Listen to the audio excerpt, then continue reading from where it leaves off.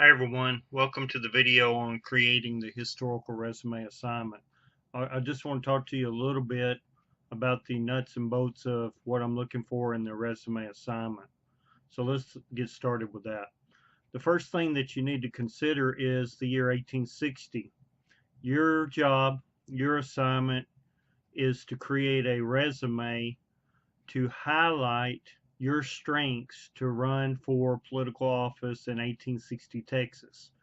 You can pick, you can put it on the governor level, you can put it in the congressional level, you can even do a local level. But in so doing, what I want to see in your resume is how you would address issues that you would need to deal with for whichever area that you're running for office. So let's say you're running for governor. You need to look at the issues that the governor was facing in 1860. And so, what would you do about that? The same could be said for the legislative body and any local municipality or county or city that you wish to run for in 1860. Now, I want to clarify, students in the past have got a bit confused about this assignment, so I want to talk about who you are. I would suggest that you create a fictional character for this assignment. And then once you've done that, you need to look at the issues. And so I'm going to give you two options, and you can pick either option. Number one, you can look at the issues and find out how a politician of 1860s Texas really did address those issues.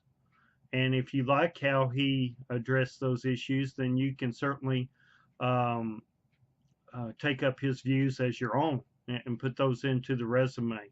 Now, the second option is if you look at that and you see, wow, no one has really tackled this the right way, and I see a clear way that these issues could have been dealt with, then you can certainly do that as well.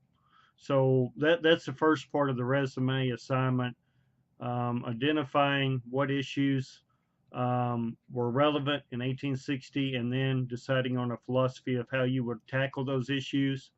And then once you've done that, you need to talk a little bit about your experience in your resume. And certainly, I doubt any of you have actually held a political office, so you're going to have to look at some other candidates that have held political office and look at what their credentials was and craft yours around that sort of thing. All right. And then finally, you do need to have a bibliography attached to the resume, Chicago style. You need a minimum of 3 sources with that, and one of those must be a primary source. So that's a quick synopsis of what I'm looking for. I would just highly encourage you when you put the issues in your resume, make sure you give me some depth to let me know you understand what the issues were and how you would address those. And you should be addressing more than one issue. So keep that in mind as you move forward. And then finally, make sure you look at the instructions below this video and make sure that you craft your resume accordingly. There is a resume template in the course help tools and a resume example that you can look at. So make sure that you take a look at those as well. And as always, if you have any questions, be sure and let me know you saw this video.